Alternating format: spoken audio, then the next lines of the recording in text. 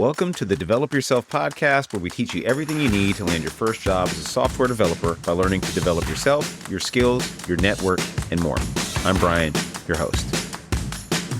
On the Develop Yourself podcast today, I got my buddy Zubin fresh off a trip to Japan where he was skiing, and he probably missed all the AI news. I don't know if you heard about all the AI news hype. Were you aware? I definitely did not miss the stuff about Zuck saying what he did, or at least the excerpt. The thing with this, though, Brian, is I'm so sick of the news doing this for the last 30 years, where they just excerpt one bit and they don't give you all the context, and they only report one part of it. But yeah, let's talk about that, man. Like, it's such a one-sided presentation of what's going on. Oh man, sure. I feel bad for new coders because first we had the NVIDIA CEO saying, "Don't learn to code." Then we had Dev and AI, which didn't really hit the mainstream as much, but it was this AI code bot that was supposed to be able to like do all the things that coders do. And now apparently it'll do tasks for like $8 an hour. And it's not really taken off in the way they expected it. And now the latest thing, this one hit the mainstream hard. Joe Rogan, we got Mark Zuckerberg saying, this year or the next 5 years max, we'll have AI replacing mid-level engineers. And when I heard this, I was like, wait, what? Are we talking about the same mid-level engineers? What is your take on this? What do you think when you hear this thing? Because a lot of people, they're not just laughing it off. This is seriously discouraging a ton of people. Yeah, and that's fine. My question to those people is, what else are you going to do? Like, honestly, it's a real question. What are you going to do? So I was in Japan this time. The amount of automation that I saw there. So let me give you an overview of my last 36 hours, right? Okay. Japan airport, all the check-in was done through machines and AI, okay? All the passport control and immigration control was facial recognition and AI, okay? The border control folks aren't sitting there manning these things that much anymore, okay? I got back to Australia. The immigration side of it, again, border control, all facial recognition and the smart chip on my passport. I went to the supermarket to stock up on groceries yesterday. All the checkout is not manned by, it's now one person for about 22 self-serve checkout machines. Okay. So what are we going to do? Like, this is the reality of it. I've been a lawyer for a long time. All my legal friends are worried about AI. I know my friends in accounting and audit are worried about AI. Yeah. When I dislocated my shoulder a year ago, the radiologist who's looking at the x-rays was worried about AI.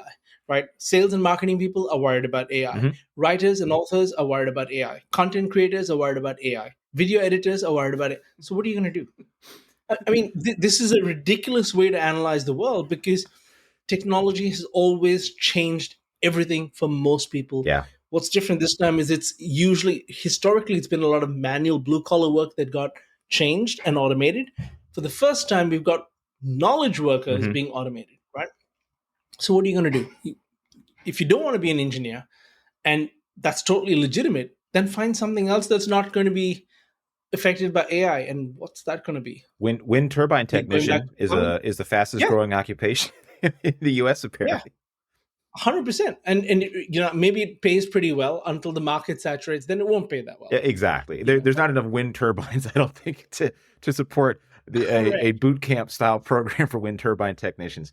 But you have a great point. And that's why that's why, Brian, I've always focused, when I was doing Inner Circle on my own, and I know you've done this as well, is a huge component of this is learning how to learn. Because whether you're an engineer or not, the speed at which you have to adapt to market changes is faster than ever before in history. Hey, I hope you're enjoying this episode, and I want to let you know that becoming a developer in 2025 is not going to look like becoming a developer in 2024. There is an overload of information, AI tools out there, so much conflicting social media BS that it's hard to understand what you really need to do.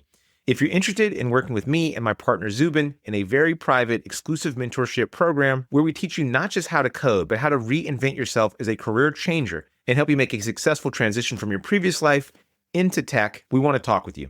This program is not easy, it is not short, but it is effective. If you want to schedule a talk directly with me or Zubin, just go to the show notes, parsity.io/inner-circle. Back to the show. There was a time in Fortune 500 companies, this is about 50 years ago, the average lifespan was north of 50 years. And in the last 25 years, the average lifespan of a Fortune 500 company has shrunk to 14. Wow. Like, we're talking about enormously short, compressed timeframes for vast amounts of change. I mean, I remember Blackberries. Do you remember? Oh, yeah, for sure. Yeah, what happened to them? What happened to Nokia? Well, I mean, these are companies. What happened to Kodak? Oh my God, I forgot Instantly, about these guys were Kodak. wiped out, Yeah. right? Jeez.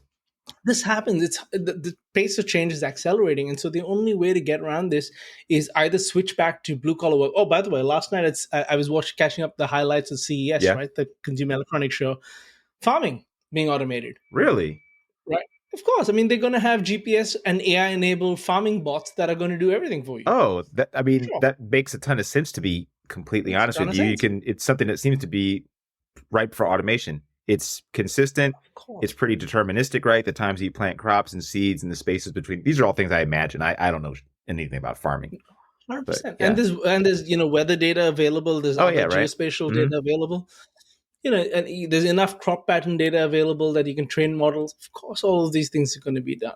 Of course, I mean, if podcasts can now be automated, YouTube videos, with Google Notebook LM, Yeah. So it's all going to happen. Now the question is it going to be good enough that human beings are genuinely replaced across the board? I believe not. And maybe this is the lawyer in me speaking, but at some point in time, when proverbial shit hits the fan, you can't sue an AI. You've got to sue a human being. You've got to have a human being that's accountable in a court of law or under a regulatory system that needs to be held accountable. And so human beings will always be part of the equation. We're just going to be augmented. I remember when I started my legal career, we had pools of people in the typing pool, right? We had pools of people who were just there to type because the older school lawyers weren't fast enough at typing one finger. Yeah, my mom used to do this. She was a stenographer. Right. Yeah. Stenos, exactly. Yeah. What happened to the stenos? They've just disappeared, right? Because most people now grew up typing on computers, so they're fast enough. Even if they're not formally trained with all 8 fingers, they can still type fast enough with 3, right? I think the world survived that. Like, this is just going to keep happening, right? And if you don't want to be in software, don't be in software. That's totally legitimate. Yeah. But if you think you've got a place you can run and hide that's going to be better, you're probably mistaken. Oh man, yeah, that's like my big thing. And like, one, do whatever you want, right? Like within reason, right? Like if you find some joy in an occupation, like I found a lot of joy in coding, and I'm like, well, if I can get paid for this, even better, right? And I get paid handsomely, I'm totally down. I'm gonna take this route, and I'm going all in. If you were in it strictly for the money, I think that short period we had where you could go and learn some basic front end, and the market was so like desperate during that small period in the pandemic. That's over. That whole boot campization period, I think we're done with that, and that's probably for the best. But I don't see a way that you can hide whatever. I saw this YouTube video from this dude. I did a reaction to it. I don't want to become a reaction YouTube channel, but this guy, it was so indicative of what's going on in people's headspaces. Like, this guy has 100 followers, right? And the video he did was like, I spent 2,500 applications. I'm a CS grad. Don't get into CS. The market's cooked. No one is hiring. And I'm like, one, this is not true, right? Like, employment, all you do is go to the Bureau of Labor and look at the employment statistics and realize that like the software developers are well employed, right? But then it's really tough to discern what's reality and what's like YouTube and like where, and these, I don't want to discount the people's stories because I'm sure they're real and they're not just doing this for clicks and views. Some of them are, but it's really tough to tell like what's real and what's not. And then I think even further, I'm like, do people understand what a mid-level software engineer does? Like, when I think of a mid-level software engineer, I think of somebody that's pretty proficient in a language or two, can be pretty autonomous, kind of work with little direction, take a set of tasks or a large feature, or basically pluck out of somebody's head an idea like a product manager and says, I want something. And they can pluck out this idea and then turn it into a set of instructions and features and then translate that to code, which may be actually the smallest piece of this puzzle. 100%. 100%. And sometimes I'm like, I don't think people know what software engineers do, because I see the most fear coming from the most junior people or people that have not worked in the market, or quote unquote normies, people that don't work in software at all or understand what they think. We just like sit at a computer and type all day. And you were at Google, and I'd like to like know, was your day spent like 8 hours coding? No. Okay. I mean, on a really good day, I may have written, I don't know, 50 lines of code. Like, this is reality. Because this is reality. Yeah. And also, I mean, it's with these giant FANG companies, right, Brian? It's not, the fairest comparison sometimes because they could, like, Google's got the largest monorepo on the planet. Wow. It's so big it doesn't fit in memory. It doesn't fit even on a laptop. Everything's done in the cloud because it's too big to fit in the average laptop. It's I think 3.5 TB of code, right? And so it's just massive. So you can't. Everything's different about their system. So most of the time you're poking around trying to say, right, this little patch that I'm looking at, I need to first understand what the heck it does and how it fits in. Right? That's 99% of the time you're spending in the code base. And you spend maybe 30% of your time in the code base. The rest of the time is design documents, consulting with other senior experienced engineers to say, hey, this is how I'm approaching this problem. Give me feedback on this. Is this design right? Is this approach right? What have I missed? What have I not thought? So it's a lot of thinking and a lot of analysis. And I think this is exactly as you say, not many software engineers are that worried about AI. In fact, most software engineers I've met, and again, this is a small sample size. The number of engineers Zubin's met is tiny, obviously, compared to the global proportion. They're excited about AI for the same reason I am. The stuff that I really didn't enjoy, which is Googling endlessly, typing in, keystroke by keystroke, all of that's gone, right? Like, it's just so much faster. The big thing for me now is to decide what needs to be done. Exactly as you said, how do I convert the business requirements, the scope and specs into actual code, and then to review the code of the AI. So what's really happening is I've got a minion. Yes, that's what's happened. I've got a minion analogy that does my keystrokes for me, and I have to check its work. Oh yeah, you better check its work because 100%. Oh, 100%. As soon as you get past anything like trivial, like I sometimes will reprompt it with a block of code about 300 lines. And I've seen between the 200 line spot, things are fairly okay. You get above 300 lines of code, and I pay for ChatGPT, so I'm paying for the paid version, and it gets wonky, and it gives you okay stuff, but you cannot just directly take that and put it into code. And now that I'm actually working with OpenAI at work, I'm actually starting to work with like vector databases. I've learned a little bit of linear algebra to understand how embedding works. So basically taking a set of strings and words and then tokenizing them. And then looking at their similarity. And I'm like, I don't know any math, but I'm very interested in this stuff because I'm like, oh, this is how it works. And so I'm like, oh, okay, this is math essentially under the hood, statistics and linear algebra at scale. And that at scale part is something that's still a black box to me. But I'm using it and I'm thinking this is really cool. But this idea of like agents, right? There's an idea of agents. Like you can have one agent that will talk to another AI agent, and they each will have some different tasks that they can perform. And people think that's going to completely wipe away software developers. But then simple statistics, if people do this mental exercise with me, if an agent has a 90% chance of giving you a correct answer, and it passes you to the next agent, which has a 90% success rate, and to the next agent, then that would be 0.9 of 90%, and then you have 90% of 90%. And then by the time you get down to like more than a few agents, you're at less than half of a correct answer that could be done. 1000%. Yeah. That's totally. And the thing is, I mean, when Cursor came out, and I use both Cursor and Copilot. Okay. I use the paid version for both. I keep switching between the two IDEs just to keep myself. Like I said, I believe learning new tools is the solution to staying relevant. Oh yeah. So when I'm coding now, I use both Cursor and VS Code. Depending on the day and the mood, I'll just open up one so that I learn new key bindings. I learn new IDEs. So I just switch between the two, and they're both kind of similar. Sure, so Cursor Compose. When I got it to try and build something for me, I now realized that it can't, because there's too much information in my head that I need to give it. By the time I give it a solid prompt and combine the odds of hallucinating with that, it's probably not going to just build something non-trivial. Sure, if I wanted to do a web form, which I consider to be fairly trivial but fiddly and annoying, it can do it, right? But the moment I get it to work on an existing code base with a large enough system and have to fit everything in the code base into its context window and then give it a prompt, I'm spending so much time prompting and fixing that it's actually way better for me to not tell it, hey, just do this for me, and instead flip it to, my next step is this. Yeah. If I had normally have to Google it, this is just an augmented Google search and say, how do I do this quickly, right? And then I review its answer, and I'm in a position to know if its answer is likely to be correct or wrong. But then that's the same situation you're in with a Stack Overflow search or a Google search. Same thing. Is you experiment with things and it doesn't always work. So I keep telling the mentees in our program and stuff, I keep telling them, I'm like, guys, if you are not prepared to be a code reviewer, don't just use the AI.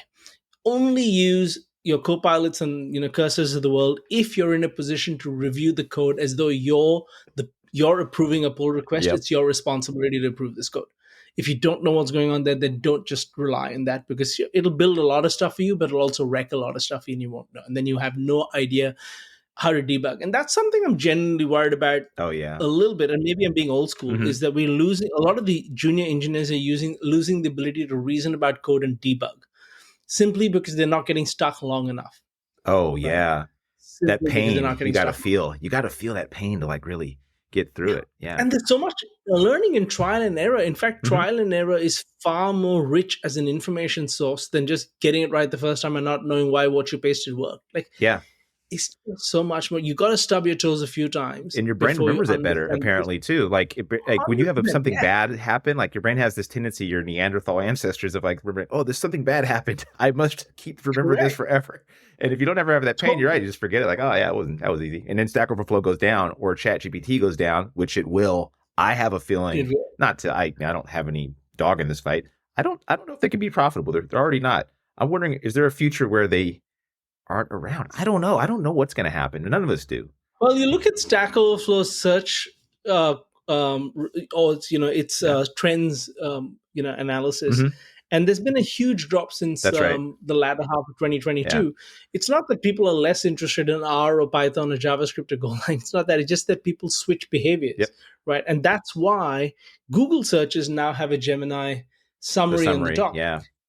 Right? The AI summary is there, and they're very good, because they avoid you having to drill down into multiple pages or links and go down all these wrong paths. That 9 times out of 10 they give you a great starting point, and that's because what's happening is that AI LLMs are being used as an alternative to search to get results, because there is a lot of junk on the internet, which goes back to the point you raised earlier, is when people are following YouTube and all of this stuff, the reason they're getting discouraged is because they've confused opinions and clickbait for facts. Yeah. Right. The only data worth looking, whether it's historically, whether people are selling snake oil at the corner of X and Y streets, or whether people are selling career advice, the only thing that matters is genuine data. So the Bureau of Labor and Statistics. Yeah. Good place to start. Yeah. Right.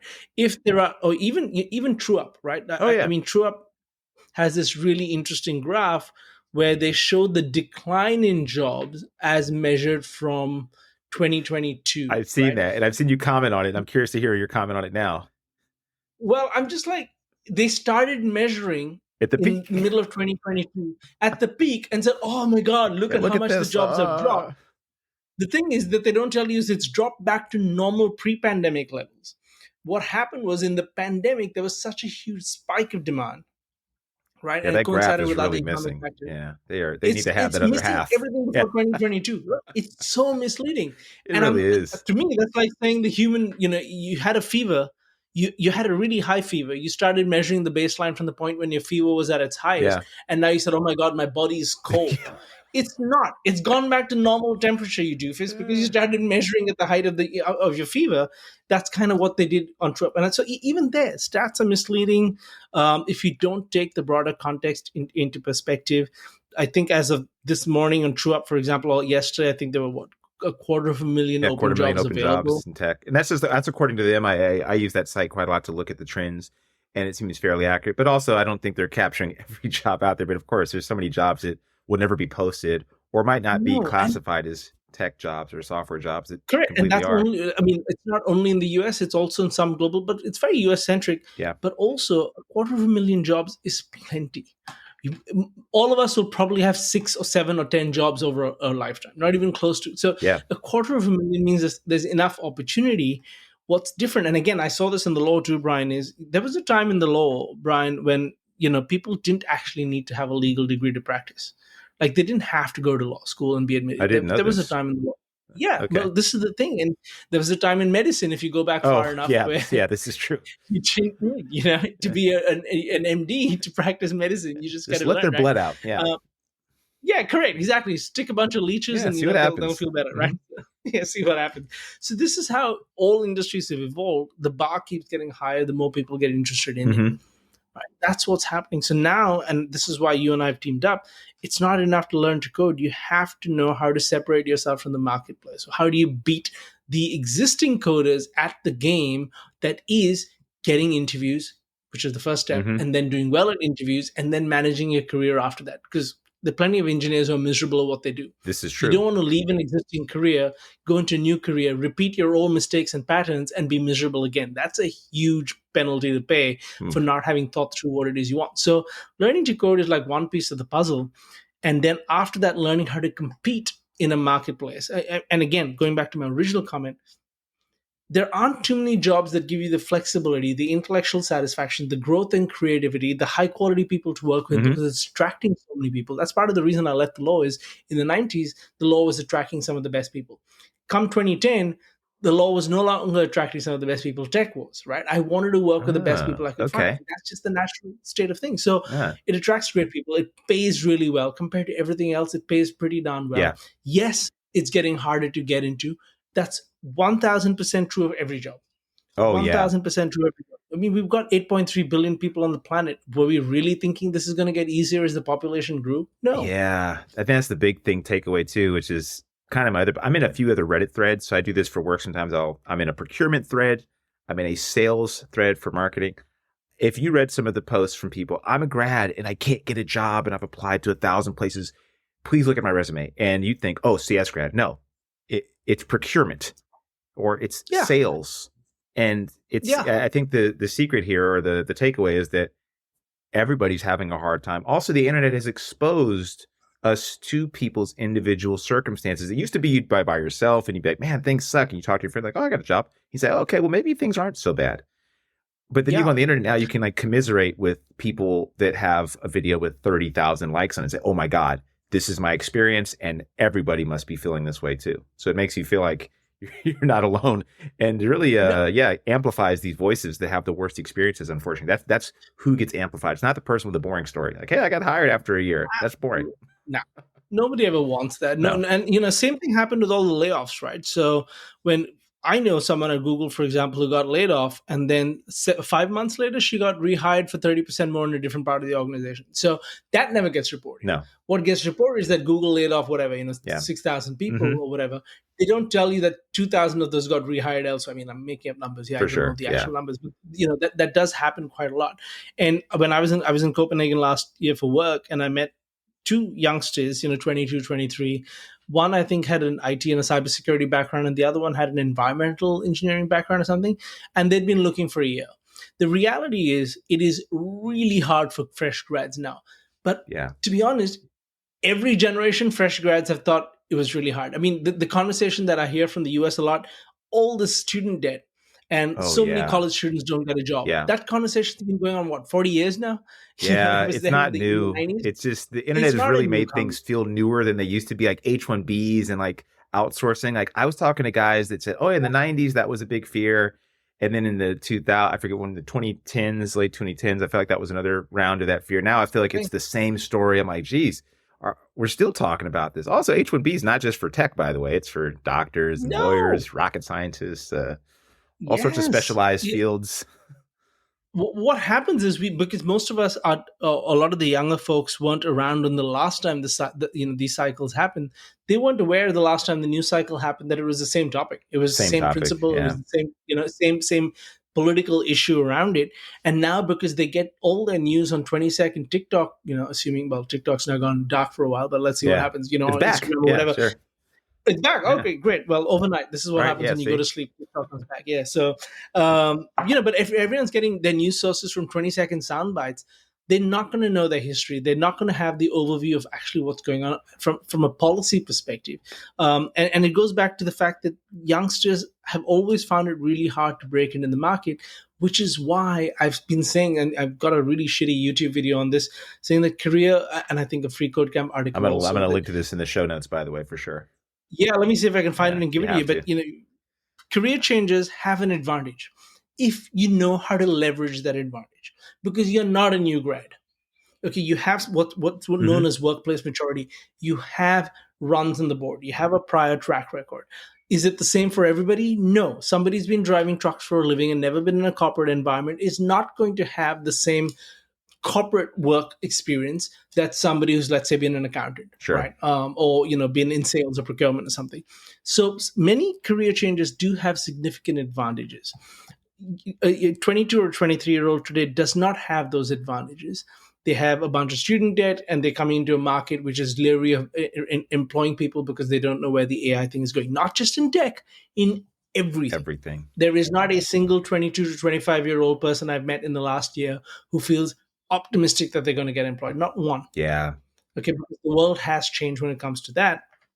So if you're in your 30s and you're looking to change career, don't be crazy and give up the existing job you have. Hold on to it, because it's better to change career when you're employed than when you're unemployed.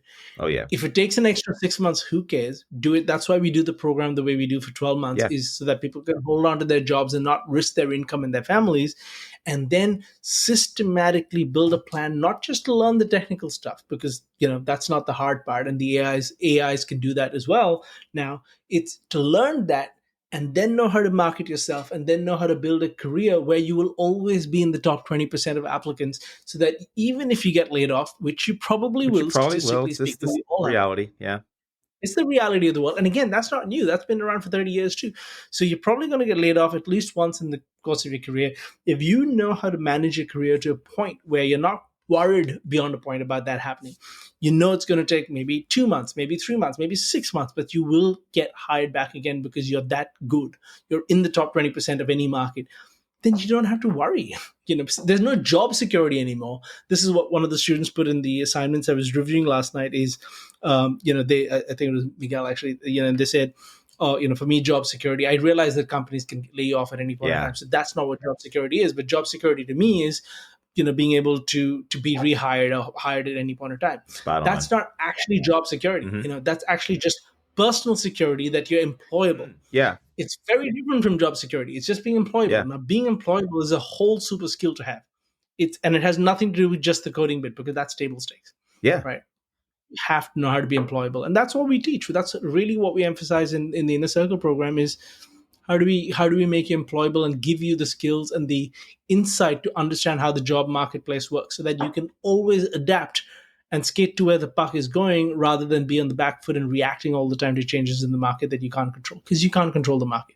You can only control your decisions in the face of those changes in the market.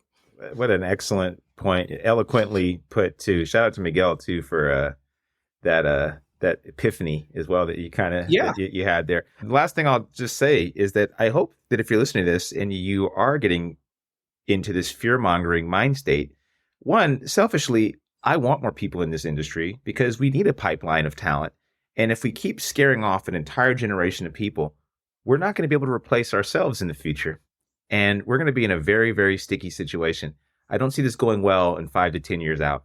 So if you're interested in becoming a software engineer, changing careers, and what we say makes you think, I like what these guys say, I could see myself doing this, schedule a call with us. You can find the link in the show notes, and we're happy to chat with you. Thanks for listening, and thank you, Zubin, for being on the show. Happy to have you. Sure, we'll be talking next week about whatever else. Absolutely. Yeah, and if you have a topic you'd like us to chat about, let us know. Yeah, and reach out on LinkedIn. We're always responsive on that as well. Sure.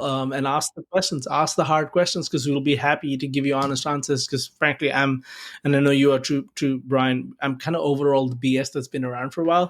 Now it's time for some straight talk. There's no cotton wool in this world that's going to sit and protect you and your feelings. This is a marketplace. You've got to compete in it, and you've got to know how to do it. And that's the truth for everybody. No one is spared that pain. So let's get match fit. Let's get serious about it. And build the careers, because you need to know how to compete. Yeah, I love it. Sounds good, man. Thanks for being on the show. See you guys. Of course. Bye. That'll do it for today's episode of the Develop Yourself podcast. If you're serious about switching careers and becoming a software developer and building complex software and want to work directly with me and my team, go to Parsity.io. And if you want more information, feel free to schedule a chat by just clicking the link in the show notes. See you next week.